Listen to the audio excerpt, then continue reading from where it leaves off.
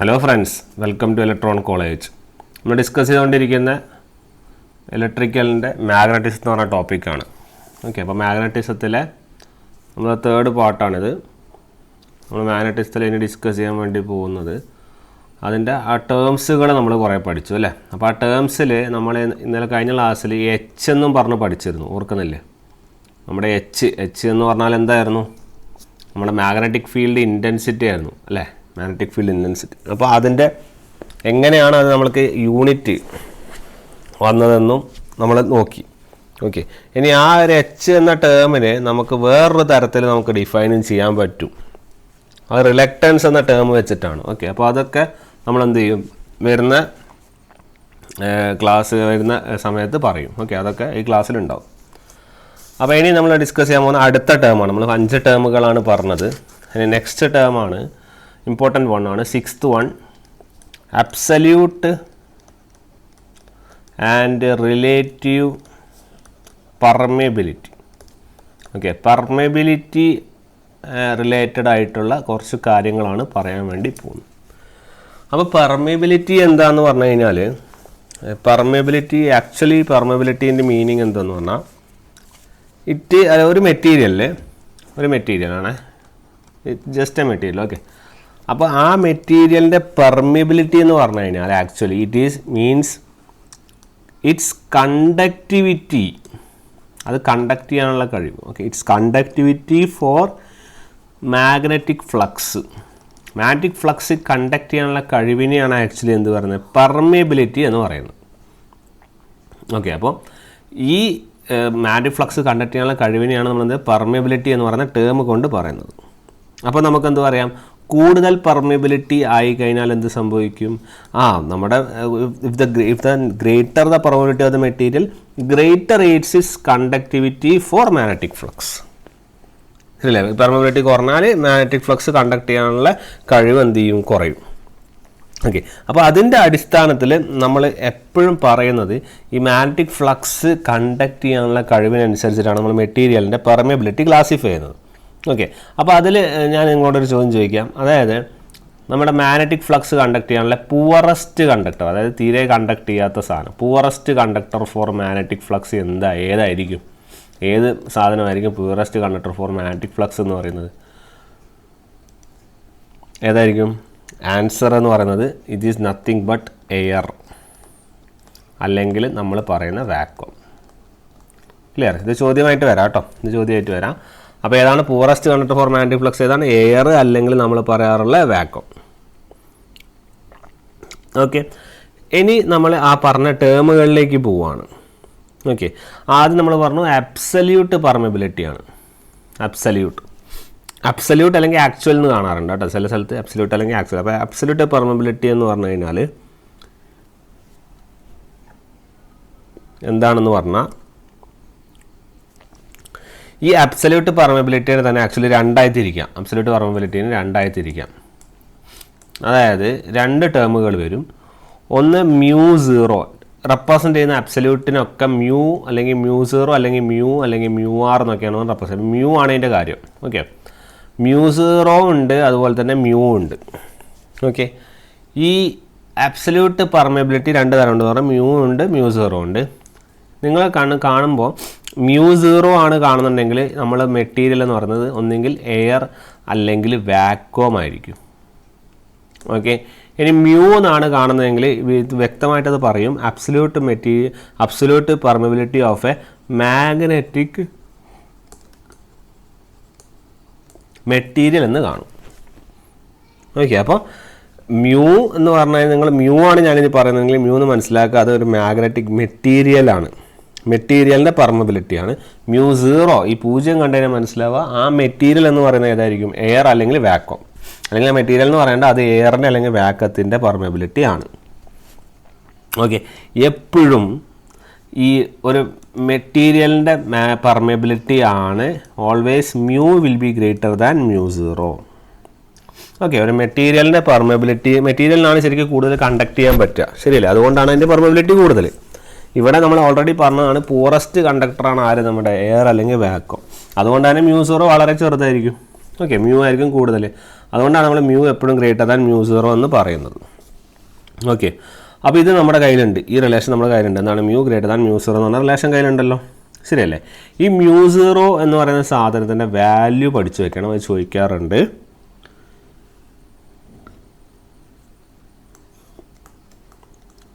Mu 0 equal to 4π × 10⁻⁻⁷ H per meter. Okay, henry per metre ആണ് പെർമിയബിലിറ്റീൻ്റെ of എയറിൻ്റെ പെർമിയബിലിറ്റീൻ്റെ വാല്യൂ.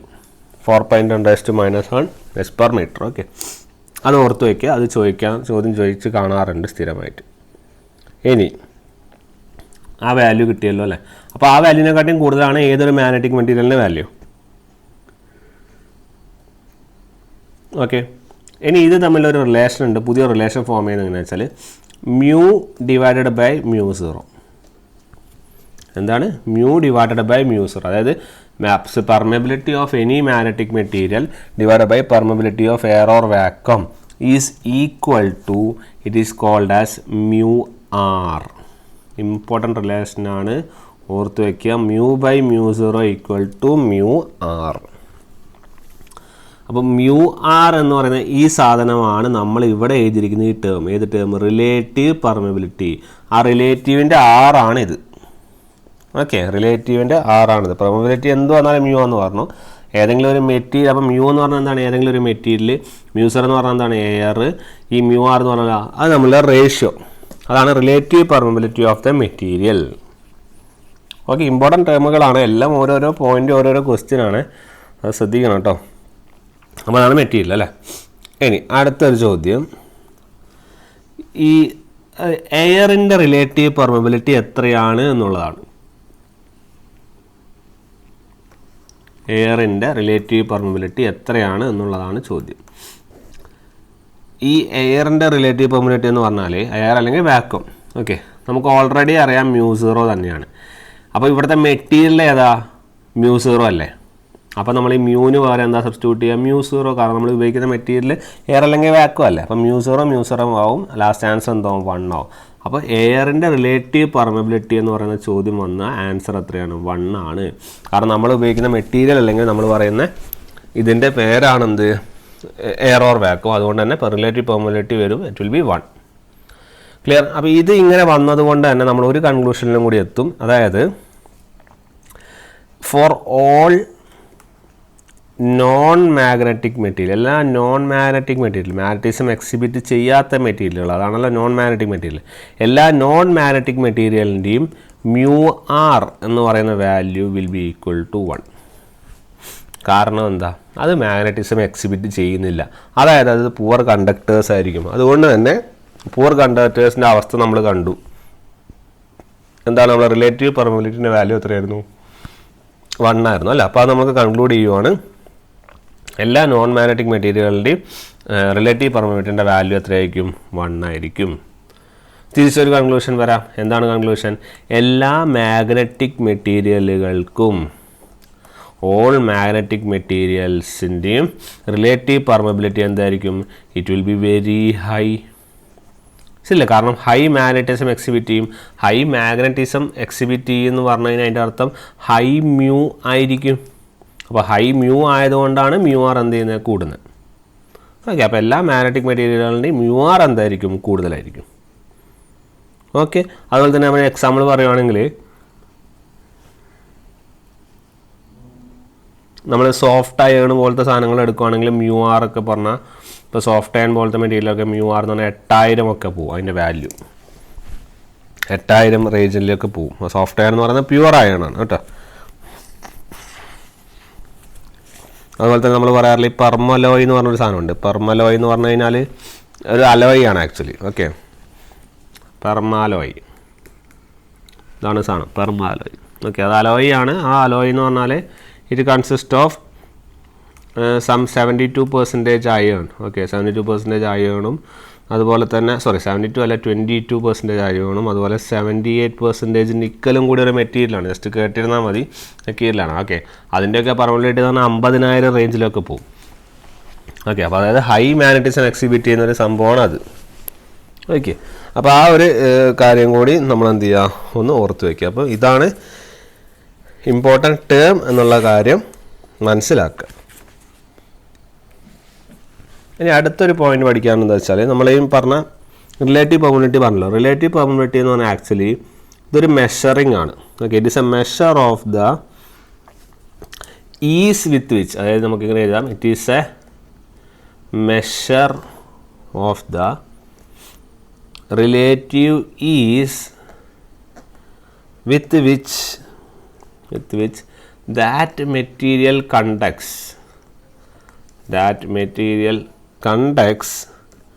മാഗ്നറ്റിക് ഫ്ലക്സ് ആ മെറ്റീരിയലിന് കണ്ടക്ട് ചെയ്യാനുള്ള കഴിവ് കമ്പയർഡ് വിത്ത്, ഏതിനെ കമ്പയർ ചെയ്യുമ്പോൾ നമ്മൾ നേരത്തെ കമ്പയർ ചെയ്തു, ഏതിനെ കമ്പയർഡ് വിത്ത് എയർ അല്ലേ, ഫ്ലക്സ് ഓഫ് എയറിൻ്റെ ഫ്ലക്സ് വിത്ത് റെസ്പെക്ട് ടു ആ മാഗ്നറ്റിക് മെറ്റീരിയലിൻ്റെ മാഗ്നറ്റിക് ഫ്ലക്സ് കണ്ടക്ട് ചെയ്യാനുള്ള കഴിവിനെയാണ് നമ്മൾ എന്ത് പറയുന്നത്, റിലേറ്റീവ് പെർമിയബിലിറ്റി എന്ന് പറയുന്ന സംഭവം.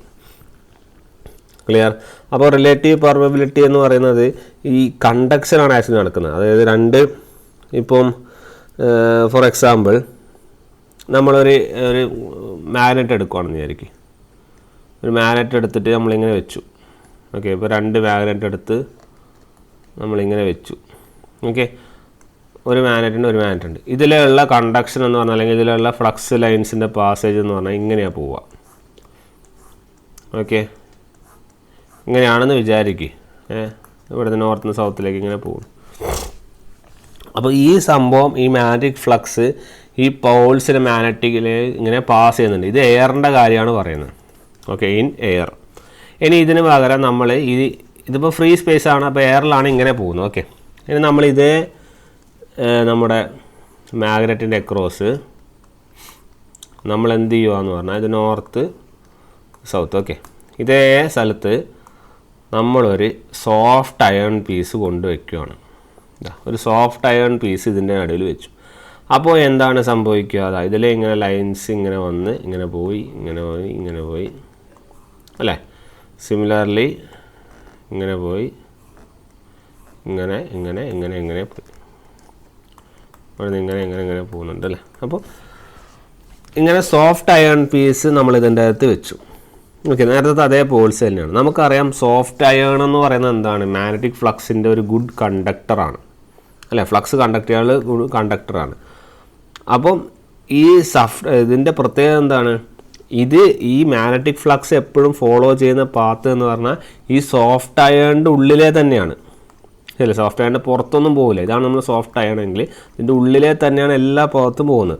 അപ്പോൾ നമുക്ക് എന്ത് മനസ്സിലാക്കാം, നമ്മുടെ ഫ്ലക്സ് ഡെൻസിറ്റി എന്ന് പറയുന്ന സാധനം, അതായത് ഫ്ലക്സ് ഡെൻസിറ്റി ആ കണ്ടക്ട് ചെയ്യാനുള്ള മെഷർ അല്ലേ, ആ ഫ്ലക്സ് ഡെൻസിറ്റി ഈ സോഫ്റ്റ് അയണിൽ എന്തായിരിക്കും, it will be much greater than that in എയറിനെക്കാട്ടിയും കൂടുതലാണ് എന്ത്, നമ്മുടെ ഈ ഫ്ലക്സ് ഡെൻസിറ്റി എന്ന് പറയുന്നത് അല്ലേ. മറ്റത് ഇങ്ങനെ ജസ്റ്റ് ഇങ്ങനെ കണ്ടക്ഷൻ മാത്രം ഇങ്ങനെ നടന്നുള്ളൂ. പക്ഷേ ഇതിൻ്റെ ഈ മെറ്റീരിയലിൻ്റെ അകത്ത് കൂടെ തന്നെ ഒരുപാട് കാര്യങ്ങൾ, ഒരുപാട് ഫ്ലക്സ് ഡെൻസിറ്റി അല്ലെങ്കിൽ ഫ്ലക്സ് ലൈൻസ് എന്ത് ചെയ്യുന്നുണ്ട്, പാസ് ചെയ്യുന്നുണ്ട്. ഓക്കെ, അപ്പോൾ നമുക്ക് പറയാം നമ്മുടെ ഈ സോഫ്റ്റ് അയൺ പീസുകളിലാണ് കൂടുതൽ മാഗ്നറ്റിസം എക്സിബിറ്റ് ചെയ്യുന്നത്. അതുകൊണ്ട് തന്നെയാണ് നമ്മൾ എപ്പോഴും പറയുന്നത്, നമ്മുടെ ഈ ഇലക്ട്രോ മാഗ്നറ്റിക് എക്യുപ്മെൻറ്റുകളില്ലേ, നമ്മുടെ ഇലക്ട്രോ മാഗ്നറ്റിക് എക്യുപ്മെൻറ്റുകളിൽ യൂസ് ചെയ്യുന്ന കോർ ഉണ്ടാവും. കോർ എന്ന് വെച്ചാൽ ഒറിജിനൽ പാർട്ട്. ഓക്കെ, ആ കോർ എന്ന് പറയുന്ന സാധനം എപ്പോഴും ഹൈ പെർമിയബിലിറ്റി, റിലേറ്റീവ് പെർമിയബിലിറ്റി ഉള്ള മെറ്റീരിയലുകൾ കൊണ്ട് വേണം ഉണ്ടാക്കാൻ, അല്ലെങ്കിൽ അതുകൊണ്ടാണ് യൂസ് ചെയ്യുന്നത്. കാരണം ഹൈ പെർമിയബിലിറ്റി ഉണ്ടെങ്കിൽ ഹൈ മാഗ്നറ്റിസം എക്സിബിറ്റ് ചെയ്യും. അതുകൊണ്ടാണ് നമ്മൾ ഹൈ റിലേറ്റീവ് പെർമിയബിലിറ്റി ഉള്ള മെറ്റീരിയലുകൾ യൂസ് ചെയ്യാൻ നിർബന്ധിക്കപ്പെടുന്നത്. ഓക്കെ, അപ്പോൾ എപ്പോഴും ആ ഇലക്ട്രോ മാഗ്നറ്റിക് കോറുകൾ ഉണ്ടാക്കുമ്പോൾ ഈ ഹൈ പെർമിയബിലിറ്റി ഉള്ള മെറ്റീരിയൽസാണ് യൂസ് ചെയ്യാറ്. ഓക്കെ, ആ ഹൈ പെർമിയബിലിറ്റി ഉള്ള മെറ്റീരിയലുകളാണ് നമ്മുടെ അയേൺ, അതുപോലെ തന്നെ സ്റ്റീല്, അതുപോലെ തന്നെ മറ്റ് അലോയികൾ. ഓക്കെ, അയേൺ, സ്റ്റീല്, മറ്റ് അലോയികളൊക്കെ ആ ഒരു ഹൈ പെർമിയബിലിറ്റി എക്സിബിറ്റ് ചെയ്യുന്ന മെറ്റീരിയലാണ്. So we are using that kind of materials. Okay, അപ്പോൾ ഇതാണ് നമ്മുടെ ഈ അബ്സല്യൂട്ട് പെർമിയബിലിറ്റി റിലേറ്റീവ് ചോദ്യങ്ങൾ ഒരുപാട് ചോദിക്കുന്ന ഒരു സെക്ഷനാണ്. ഓക്കെ, ഇതിലെല്ലാ ചോദ്യങ്ങൾ വരുന്ന ഒരു സെക്ഷനാണ്. ഇനി ഈ പെർമിയബിലിറ്റി വിത്ത് റെസ്പെക്ട് ടു നമുക്കൊരു പോയിന്റ് കൂടി പഠിക്കാൻ എന്താ വെച്ചാൽ, ഈ പെർമിയബിലിറ്റിനെ ബേസ് ചെയ്തിട്ട് ഈ നമ്മൾ നേരത്തെ പഠിച്ച ബിയും എച്ചും ഉണ്ടല്ലോ, ബിയും എച്ചും തമ്മിലൊരു റിലേഷൻ നമുക്ക് പഠിക്കാനുണ്ട്.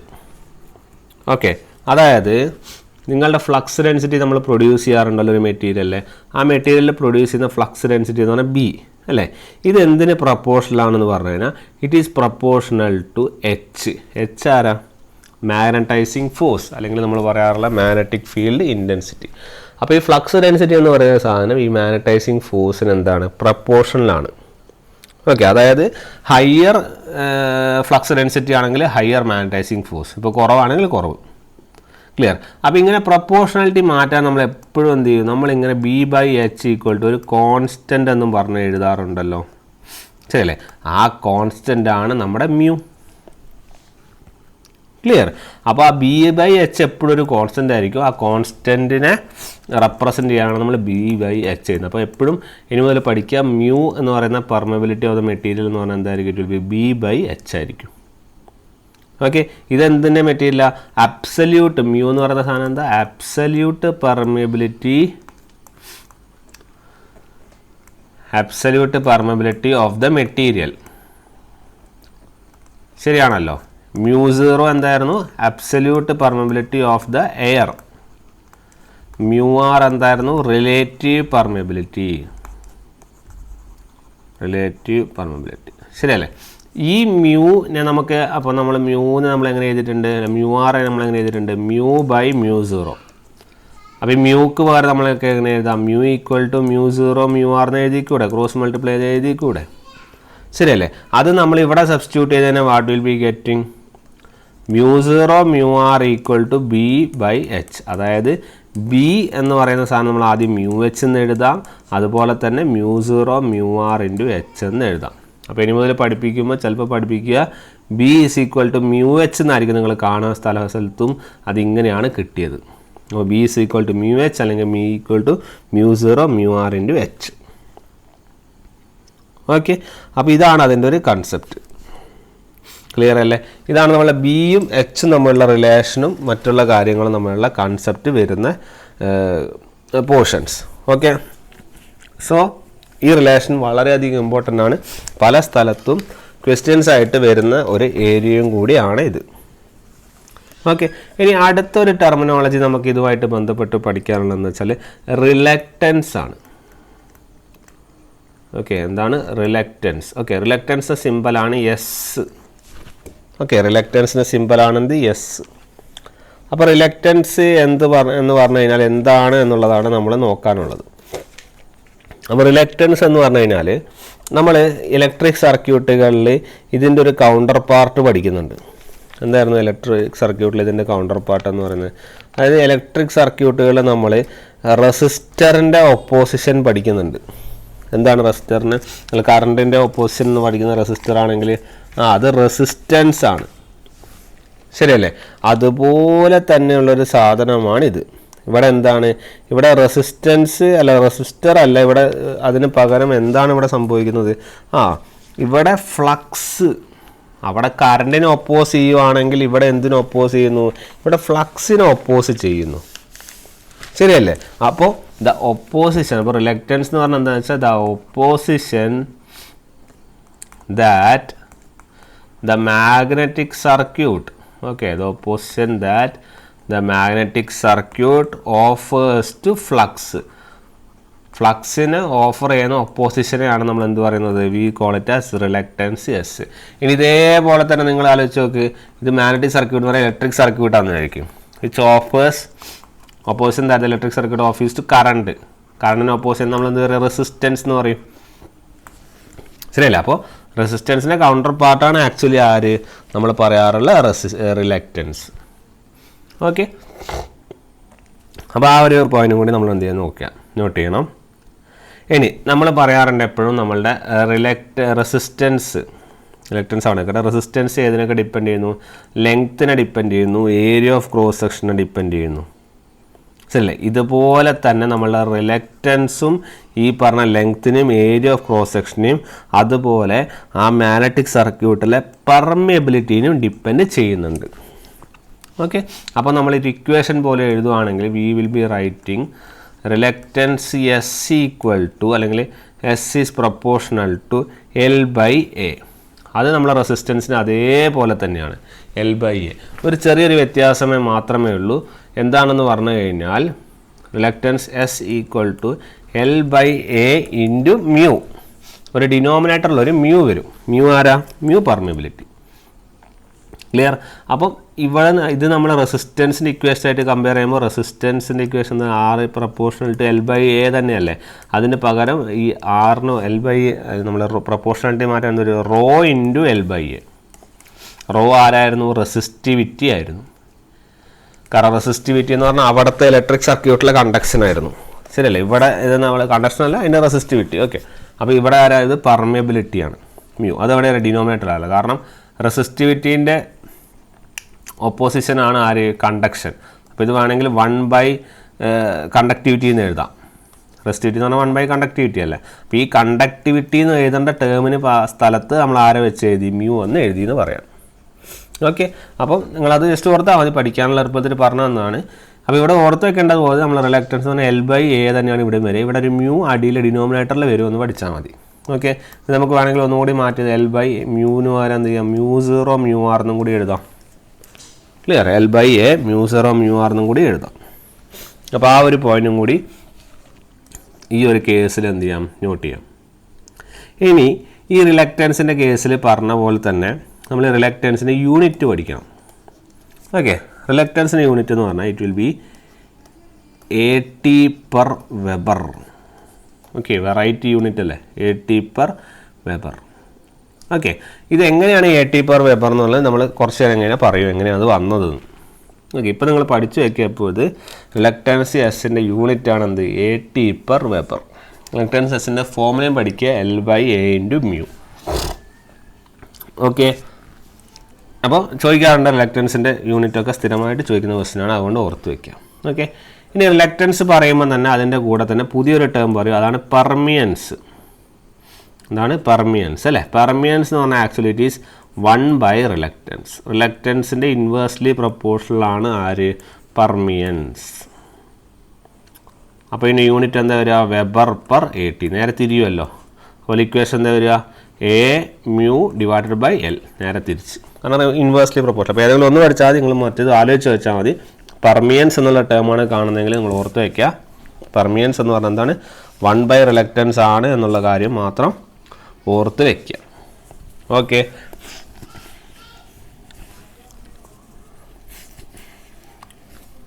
ഇനി നമ്മളെ ടേമുകളുടെ നെക്സ്റ്റ് വരുന്നൊരു സാധനമാണ് നമ്മളൊരു മാഗ്നറ്റിക് സർക്യൂട്ടിന് നമ്മൾ ചെറിയൊരു അനാലിസിസ് നടത്തുവാണ്. നമ്മൾ നേരത്തെ ഒരു മാഗ്നറ്റിക് സർക്യൂട്ട് വരച്ചില്ലേ? ആ മാഗ്നറ്റിക് സർക്യൂട്ടിൻ്റെ ചെറിയൊരു അനാലിസിസ് നടത്താം. അപ്പോൾ നമ്മൾ നേരത്തെ പറഞ്ഞ കാര്യം നമുക്ക് ചെയ്യാൻ വേണ്ടി പറ്റും. അതായത് നമ്മൾ നേരത്തെ ഒരു സർക്യൂട്ട് വരച്ചിരുന്നു. ഏതാ സർക്യൂട്ട്? ഇതായിരുന്നു കാര്യം. ഫ്ലക്സ് ഫ്ലോ ചെയ്യുന്ന പാത്ത് നമ്മൾ ഓർത്തു അല്ലേ? അതാണ് ABCD. ഇതിൽ ഫ്ലോ ചെയ്യുന്ന φ.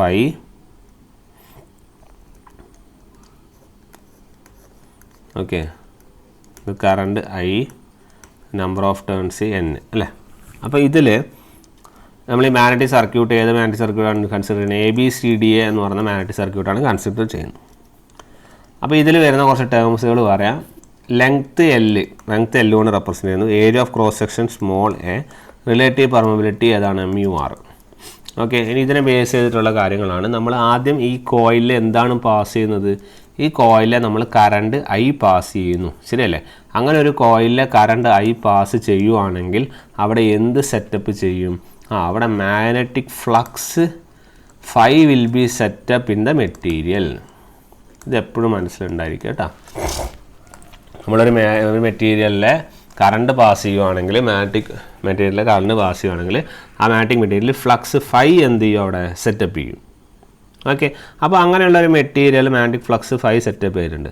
നമുക്കറിയാം നമ്മളെ മാഗ്നറ്റിക് ഫ്ലക്സ് ഡെൻസിറ്റിയാണ് ആര്? B എന്ന് പറഞ്ഞാൽ എന്താ? φ/A.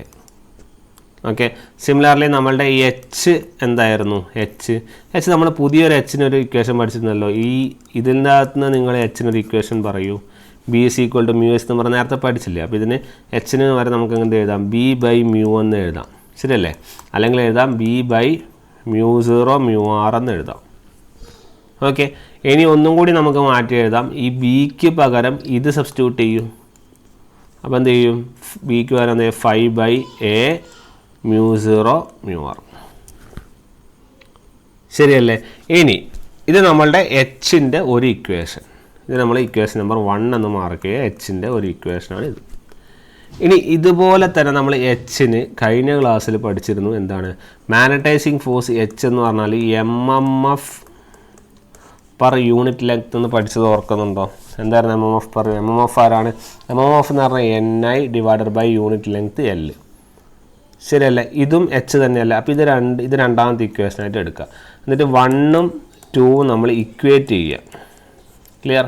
1ഉം 2ഉം ഇക്വേറ്റ് ചെയ്യുമ്പോൾ എന്ത് വരും? 2H നമുക്ക് ഇക്വേറ്റ് ചെയ്യുമ്പോൾ NI/L = 5/a μ0 μr എന്ന് വന്നില്ലേ? ശരിയല്ലേ? അപ്പം ഇതാണ് നമ്മൾ ഇക്വേറ്റ് ചെയ്ത സാധനം. ഓക്കെ, അപ്പം ഇതിനെ നമ്മൾ MMF എന്ന് തന്നെ എഴുതുക. അപ്പോൾ എന്ത് വരും? അല്ലാണ്ട് 5 നമുക്കിതിൻ്റെ അകത്ത് നിന്ന് നമുക്ക് 5 എടുക്കാം. ഓക്കെ, അപ്പം 5 മാത്രം എടുക്കുമ്പോൾ വാട്ട് വിൽ ബി ഗെറ്റിംഗ്? അതായത് ഇങ്ങോട്ട് മാറ്റി എഴുതുവാണേ. 5 മാത്രം എഴുതുമ്പോൾ 5/a μ0 μr ഇൻറ്റു ഈ L ഇങ്ങോട്ട് എടുക്കുവാണ്. അപ്പോൾ L = n × I. ശരിയാണല്ലോ? ഈ n × I ആണ് ആര്? MMF. ഓക്കെ, ദെൻ നെക്സ്റ്റ് നമ്മൾ എന്താണ് ചെയ്യുക വെച്ചാൽ 5 മാത്രം എഴുതുവാണ്. So 5 = NI / L / a μ0 μr. ശരിയല്ലേ? കാരണം ഇവിടുത്തെ 5 മാത്രം എഴുതുമ്പോൾ ഈ MMFൻ്റെ കൂടെ തന്നെ ആരും പോവും? MMF × a μ0 μr എഴുതുന്നത്. അതിപ്പോൾ ഇത് എഴുതിയത് കറക്റ്റ് അല്ലേ? L / ഇതല്ലേ? അതായത് ഡിവൈഡ് എന്ന് വെച്ചാൽ ഇതെന്ത് ചെയ്യും? മേലെ പോകുമല്ലോ. അപ്പോൾ NI × L / a μ0 μr എന്ന് എഴുതാം. ശരിയല്ലേ? അപ്പോൾ ഇനി നിങ്ങളൊന്ന് നോക്കൂ, ഇതൊക്കെ എന്താ സാധനം എന്നൊന്ന് നോക്കിയേ. എന്താ സാധനം? ഈ 5 ആരാ? 5 ഫ്ലക്സ്. ശരിയല്ലേ? MMF ഇതാരാ? NI ആരാ? NI MMF. സംശയമില്ലല്ലോ. ഇതാരാ ആള്? L/a μ0 μr. ഇതല്ലേ സാധനം? L/a μ0 μr അല്ലേ? അതാരാ? അത് എസ് അല്ലേ? എസ് ആരാ? എസ് റിലക്റ്റൻസ് അല്ലേ? ശരിയല്ലേ? അപ്പോൾ നമുക്ക് എന്ത് എഴുതാം? ഈ ഡിവൈഡഡ് ബൈ ഈ ടേമിനെ നമുക്ക് മാറ്റി എഴുതാം. ഇതെന്താണ് സാധനം? This will be reluctance. ശരിയല്ലേ? അപ്പോൾ ഇപ്പോൾ ഇക്വേഷൻ അങ്ങനെയുള്ള ഫ്ലക്സ് = MMF / റിലക്റ്റൻസ്. നമ്മളത് ഇവിടെ എഴുതുവാണ്. Flux = MMF / reluctance. സ്ഥിരം ചോദ്യമാണ്. ഒരുപാട് പേപ്പറുകളിൽ സ്ഥിരമായിട്ട് കാണുന്നൊരു ചോദ്യമാണ്. Flux = MMF / reluctance. ഓക്കെ, ഇനി നമ്മൾ നേരത്തെ പറഞ്ഞു റിലക്റ്റൻസിൻ്റെ യൂണിറ്റ് എന്ന് പറയുന്നത് എന്താണ്?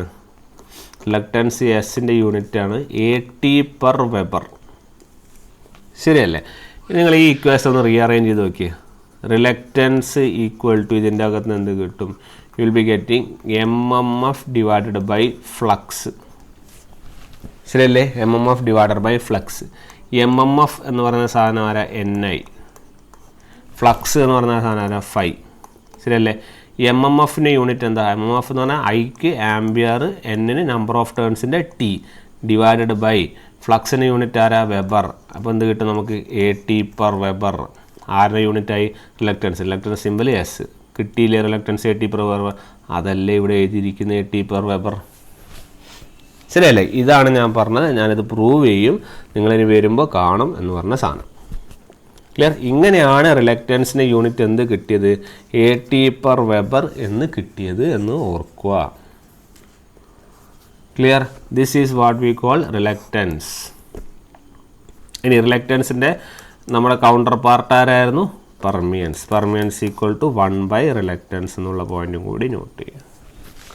ക്ലിയർ അല്ലേ? ഇതാണ് നമ്മൾ മെയിനായിട്ട് ഈ ഒരു ടോപ്പിക്കിൽ നിന്ന് പഠിക്കാനുള്ള കാര്യം. അപ്പോൾ ഇത്രയും കാര്യങ്ങളാണ് നമ്മൾ ഈ മാഗ്നറ്റിക്സിൻ്റെ ബേസിക് കാര്യങ്ങളിൽ നിന്ന് മനസ്സിലാക്കേണ്ട കുറച്ച് ടേംസും അതിൻ്റെ കാര്യങ്ങളും. ഓക്കെ, ഇനി ഞാൻ എന്ത് ചെയ്യാൻ പോകുന്നത് വെച്ചാൽ നമ്മളിപ്പം പഠിച്ച മാഗ്നറ്റിക് ക്വാണ്ടിറ്റികൾ ഇതിന് ഇക്വലൻ്റ് ആയ ഇലക്ട്രിക്കൽ ക്വാണ്ടിറ്റികളുമായിട്ടൊന്ന് അനലൈസ് ചെയ്യാൻ വേണ്ടിയുള്ളൊരു ശ്രമമാണ് നടത്താൻ വേണ്ടി പോകുന്നത്. ഓക്കെ, അപ്പോൾ പഠിച്ച കാര്യങ്ങൾ നമുക്കൊന്ന് നോക്കാം, എന്തൊക്കെയാണ് ഉള്ളതെന്ന് നമുക്ക് എന്ത് ചെയ്യാമെന്ന് നോക്കാം. ഓക്കെ, അപ്പോൾ ആദ്യം തന്നെ നമ്മൾ പറയേണ്ടത് നമ്മൾ 3 ക്വാണ്ടിറ്റികളെ നമ്മൾ എന്ത് ചെയ്യാം, ഇവിടെ വരയ്ക്കാം. ഓക്കെ, നമ്മൾ 3 ക്വാണ്ടിറ്റികളെ വരയ്ക്കുമ്പോൾ first will be writing the magnetic quantity. Okay, നമുക്ക് ആദ്യം മാഗ്നറ്റിക് ക്വാണ്ടിറ്റി ഇവിടെ വരയ്ക്കാം. പിന്നെ അതിൻ്റെ യൂണിറ്റ്, പിന്നെ അതിൻ്റെ ഇലക്ട്രിക്കൽ അനലോജി എന്ന് പറഞ്ഞാൽ അതിൻ്റെ ഇലക്ട്രിക്കൽ ഇക്വലൻ്റ്. ഇലക്ട്രിക്കിൻ്റെ പോലത്തെ മാഗ്നറ്റിക്കിൻ്റെ പോലത്തെ ഇലക്ട്രിക് ടേം ഏതാണെന്ന് അറിയണ്ട നമുക്ക്. ഓക്കെ, അപ്പം ഞാനിവിടെ ആദ്യം ഈ ടേമുകളൊക്കെ എഴുതാം, എന്നിട്ട് നിങ്ങളൊന്ന് ഫില്ല് ചെയ്യൂ ഈ സാധനം. ഓക്കെ, 3ാമത്തെ ടേം റിലക്റ്റൻസ്, 4ാമത്തെ ടേം മാഗ്നറ്റൈസിങ് ഫോഴ്സ്, 5ാമത്തെ ടേം ഫ്ലക്സ് ഡെൻസിറ്റി, 6ാമത്തെ ടേം പെർമിയബിലിറ്റി. ഓക്കെ, അപ്പം ഓരോ ടേമുകൾ നമുക്ക് നോക്കാം. ആദ്യം നമ്മൾ പഠിക്കാൻ പോകുന്നത് അതിൻ്റെ സിമ്പലുകളാണ്. MMFന് നമ്മൾ പ്രത്യേകിച്ച് സിമ്പലൊന്നും നമ്മൾ പറഞ്ഞിട്ടില്ല, ശരിയല്ലേ? മാഗ്നറ്റിക് ഫ്ലക്സിന് പറഞ്ഞിട്ടുണ്ട് എന്താണ് ഫൈ, അത് റിലക്റ്റൻസിന് പറഞ്ഞിട്ടുണ്ട് എന്താണ് ക്യാപിറ്റൽ S. മാഗ്നറ്റൈസിങ് ഫോഴ്സ് അല്ലെങ്കിൽ മാഗ്നറ്റിക് ഫീൽഡ് ഇൻറ്റൻസിറ്റിക്ക് പറഞ്ഞിട്ടുണ്ട് H.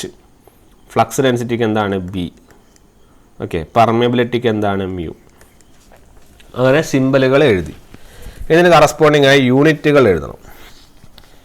ഓക്കെ, യൂണിറ്റ് എഴുതുന്നതിന് മുന്നേ തന്നെ ഞാൻ ആദ്യം ഇവിടെ അതിൻ്റെ ഫോർമുലകൾ എഴുതാം, എന്നിട്ട് നമുക്ക് യൂണിറ്റ് എഴുതാം. ഇവിടെ യൂണിറ്റ് എഴുതാം, ഇവിടെ അതിൻ്റെ ഫോർമുല. ഓക്കെ, അപ്പം MMFൻ്റെ യൂണിറ്റ് എന്ന് പറഞ്ഞാൽ എന്താണ്, ഫോർമുല എന്താണ്, NI.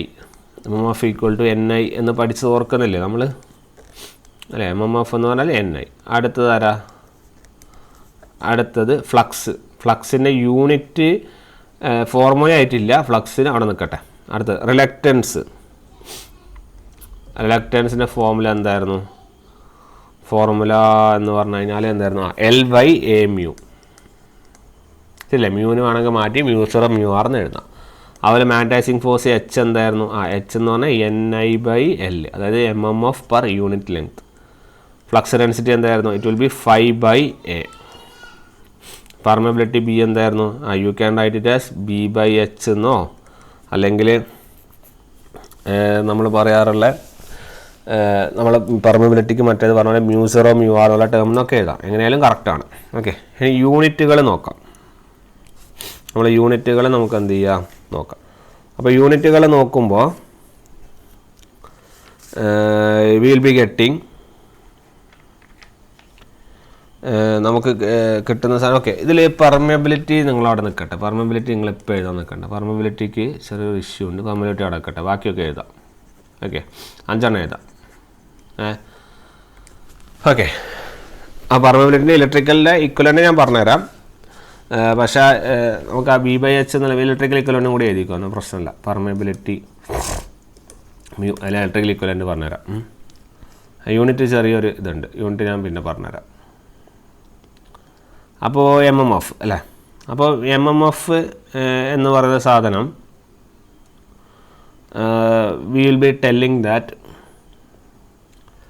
MMFൻ്റെ യൂണിറ്റ് എന്താണ്? MMFൻ്റെ യൂണിറ്റ്, MMFൻ്റെ യൂണിറ്റ് ഇവിടെ ആംബിയറിൻ്റെ നമ്പർ ഓഫ് ടേൺസ് ഉണ്ട്. അപ്പോൾ എന്താണ്? AT. ശരിയല്ലേ? മാഗ്നറ്റിക് ഫ്ലക്സിൻ്റെ യൂണിറ്റ് എന്താണ്? ഫ്ലക്സിൻ്റെ യൂണിറ്റ് വെബർ. ഇലക്ട്രൻസിൻ്റെ യൂണിറ്റ് എന്താണ്? ഇലക്ട്രൻസിന് യൂണിറ്റ് നമ്മൾ പ്രൂവ് ചെയ്തു അല്ലേ, AT/Weber. മാഗ്നറ്റൈസിങ് ഫോഴ്സ് Hൻ്റെ യൂണിറ്റ് എന്തായിരുന്നു? അതായിരുന്നു AT/മീറ്റർ, കാരണം L മീറ്ററാണ്, അപ്പോൾ AT/മീറ്റർ. ഫ്ലക്സ് ഡെൻസിറ്റി എന്ന് പറഞ്ഞാൽ ആരാണ്? ഇറ്റ് വിൽ ബി Weber/m², അല്ലെങ്കിൽ എന്തായിരുന്നു? ടെസ്ല. ശരിയല്ലേ? പെർമിയബിലിറ്റി നമ്മൾ എങ്ങനെ ചെയ്യണമെന്ന് വെച്ചാൽ, പെർമിയൻസ് അറിയാമല്ലോ നമുക്ക്. എന്താണ് പെർമിയൻസ്? പെർമിയൻസ് എന്ന് പറഞ്ഞാൽ 1/റിലക്റ്റൻസ് ആണ്. ശരിയല്ലേ? നമ്മളിപ്പോൾ റെസിസ്റ്റൻസ് എന്ന് പറയുന്ന പോലെ തന്നെ റെസിസ്റ്റിവിറ്റി ഉണ്ടാവുമല്ലോ. അപ്പോൾ അതുപോലെ തന്നെ നമ്മളത് എഴുതുമ്പോൾ U can write it as permeability എന്ന് എഴുതണ്ട, നിങ്ങളിവിടെ പെർമിയൻസ് എന്ന് എഴുതിയാൽ മതി, അപ്പോൾ കുറച്ചുകൂടി ബെറ്റർ ആയിരിക്കും. ഓക്കെ, അപ്പോൾ പെർമിയൻസ് അല്ലെങ്കിൽ പെർമിയബിലിറ്റി എന്ന് പറയുന്ന സാധനം 1/റിലക്റ്റൻസ് ആണ്. 1/റിലക്റ്റൻസ് എന്ന് പറയുമ്പോൾ റിലക്റ്റൻസിന് നേരെ തിരിഞ്ഞിട്ട്, അപ്പോൾ Weber/AT. ഇവിടെ AT/Weber അല്ല, അതിന് പകരം Weber/AT. ഓക്കെ, അപ്പോൾ ഇതിന് ഇലക്ട്രിക്കൽ അനലോജി ചോദിക്കാം, ഇതിൻ്റെ കറസ്പോണ്ടിങ് ആയ ഇലക്ട്രിക്കൽ അനലോജീസ് ചോദിക്കാം. അപ്പോൾ ആദ്യം MMFന് കറസ്പോണ്ടിങ് ആയ ഇലക്ട്രിക്കൽ ക്വാണ്ടിറ്റി എന്തായിരിക്കും? ഇത് EMF അല്ലേ, ഇലക്ട്രോമോട്ടീവ് ഫോഴ്സ് അല്ലേ, ശരിയല്ലേ?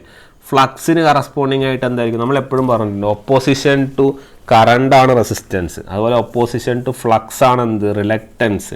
അപ്പോൾ ഫ്ലക്സും കറണ്ടും ആണ് എന്ത് വരിക? അനലോജി വരിക, ശരിയല്ല? അപ്പോൾ ഇവിടെ എന്താണ്? ഇവിടെ കറക്റ്റായിട്ട് പറയുകയാണെങ്കിൽ ഇത് ഇലക്ട്രിക്കൽ കറണ്ടാണ്. ഇനി റിലക്റ്റൻസ് എന്ന് പറഞ്ഞ സാധനം അപ്പുറത്ത് വരുമ്പോൾ എന്താണ്? ഇത് വിൽ ബി റെസിസ്റ്റൻസ്, ശരിയല്ലേ? ഫ്ലക്സ് ഡെൻസിറ്റി എന്ന് പറഞ്ഞാൽ ഇത് ഞാൻ എഴുതാം, ഒരു മിനിറ്റ്. ഇപ്പോൾ ഫ്ലക്സ് ഡെൻസിറ്റി എന്ന് അത് മാത്രം കുറച്ച് കൺഫ്യൂസിങ് ഉള്ളൂ, അത് സിമ്പിളാണ് സംഭവം, അപ്പം പറഞ്ഞുതരാം. ഫ്ലക്സ് ഡെൻസിറ്റി എന്ന് പറഞ്ഞാൽ ഞാൻ പറഞ്ഞു, അത് ഞാൻ ആദ്യം പറയാൻ പറഞ്ഞിട്ടുണ്ട്, ഫ്ലക്സിന് കറസ്പോണ്ടിങ് ആണ് നമ്മുടെ ഏത്? കറണ്ട് അല്ലേ? ഡെൻസിറ്റിക്കൊന്നും മാറ്റം വരില്ല. അപ്പോൾ അതിന് ആൻസർ എന്ന് പറഞ്ഞാൽ ജെ ആണ്. ജെ എന്ന് പറഞ്ഞാൽ I/A എന്നൊക്കെ കഴിഞ്ഞ ക്ലാസ്സിൽ പറഞ്ഞിട്ടുണ്ട്. അപ്പോൾ അതിന് കറസ്പോണ്ടിങ് സാധനം ആയിരിക്കും? ഫ്ലക്സിന് പകരം കറണ്ട്. അപ്പോൾ കറണ്ട് ഡെൻസിറ്റി, ശരിയല്ലേ? ഇവിടെ പെർമിയൻസ് ആണ്, അപ്പോൾ കണ്ടക്റ്റൻസ് എന്നോ കണ്ടക്ടിവിറ്റി എന്നോ എന്തായാലും കുഴപ്പമില്ല. ഓക്കെ, അപ്പോൾ ആ പോയിന്റുകൾ എന്ത് ചെയ്യുക? നോട്ട് ചെയ്യുക. ഇതാരാ? Magnetic force. ഇത് മാഗ്നറ്റിക് ഫോഴ്സ് എന്ന് ആലോചിച്ച് നിങ്ങൾക്ക് ചിലപ്പോൾ കിട്ടൂല. അതിൻ്റെ കാരണം എന്താ വെച്ചാൽ മാഗ്നറ്റിക് ഫോഴ്സിൻ്റെ വേറെ പേരാണ് മാഗ്നറ്റിക് ഫീൽഡ് ഇൻറ്റൻസിറ്റി. അപ്പോൾ ഫീൽഡ് ഇൻറ്റൻസിറ്റി സെയിം ആണ്. അപ്പോൾ നിങ്ങൾക്ക് ഇലക്ട്രിക്കലിൽ ഉണ്ടാകുന്ന ഇൻറ്റൻസിറ്റി പോലെ തന്നെ മാഗ്നറ്റിക് ഫീൽഡ് ഇൻറ്റൻസിറ്റി ഉണ്ട്. അപ്പോൾ മാഗ്നറ്റൈസിങ് ഫോഴ്സ് ഓർ ഞാൻ പറഞ്ഞ ടേം ഒക്കെ എന്താണ്? Electric field, magnetic field intensity. അപ്പോൾ അതിൻ്റെ കൗണ്ടർ പാർട്ടായിട്ട് വരിക it will B electric field intensity. Clear? Magnetic field intensity പോലെ തന്നെ ആരും ഉണ്ട്? ഇലക്ട്രിക് ഫീൽഡ് ഇൻറ്റൻസിറ്റി ഉണ്ട് എന്നുള്ള പോയിന്റ് ഓർക്കാം. ഓക്കെ, ഇത്രയും പഠിപ്പിച്ച ഈ സാധനങ്ങളിൽ നിന്ന് ഒരു ക്വസ്റ്റ്യൻ തീർച്ചയായിട്ടും നിങ്ങളുടെ പരീക്ഷയ്ക്ക് ഉണ്ടാവും എന്നുള്ള കാര്യത്തിൽ ഒരു തർക്കവും വേണ്ട. ഒരു ക്വസ്റ്റ്യൻ ഉറപ്പായും നമ്മൾ ഈ പഠിച്ച മാഗ്നറ്റിക്സിൻ്റെ ഈ 3 പാർട്ടിൽ നിന്ന് ഒരു ക്വസ്റ്റ്യൻ എന്തായാലും ഉണ്ടാവും. ഓക്കെ, അതിലൊരു സംശയവും വേണ്ട. കാരണം സ്ഥിരമായിട്ട് എല്ലാ പരീക്ഷയ്ക്കും, ഈ പരീക്ഷ എന്നാൽ എല്ലാ പരീക്ഷയ്ക്കും ചോദിക്കുന്ന ഒരു സാധനങ്ങളാണിത്.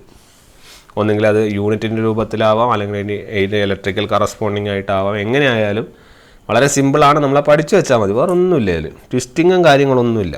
കറക്റ്റായിട്ട് ആ ടേമുകൾ പഠിക്കുക, ടെർമിനോളജികൾ കറക്റ്റായിട്ട് നോളജ് വയ്ക്കുക, വേറെ ഒരു ഇടപാടും ഇല്ല ഇതിൽ. ഓക്കെ, അപ്പോൾ ടെർമിനോളജികൾ കറക്റ്റ് നോളജ് ഉണ്ടെങ്കിൽ സുഖമായിട്ട് ഇത് എന്ത് ചെയ്യാം? സ്കോർ ചെയ്യാം. ഓക്കെ, അപ്പോൾ അത്രയും നമ്മൾ എന്ത് ചെയ്യാനുള്ളതിൽ നോക്കാൻ വേണ്ടിയുള്ളൂ. ഓക്കെ, അപ്പോൾ അത്രയും കാര്യങ്ങൾ എന്ത് ചെയ്യുക? നോക്കുക.